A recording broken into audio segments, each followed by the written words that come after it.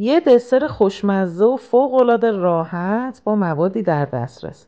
سلام دوستان خوبم، محمدی هستم، مدرس قنادی و آشپزی. اول دوستان خوبم پودر کاکائو رو علک کنید، با یک مقدار آب جوش خیلی کم روونش میکنیم، هم میزنیم و میذاریمش کنار تا سرد بشه.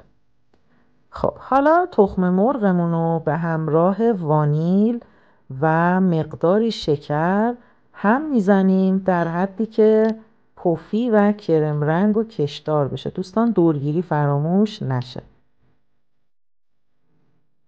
حالا پودر ژلاتین رو با شکر مخلوط میکنیم به روش بنماری. روی بخار کتری قرار میدیم تا یک دست بشه.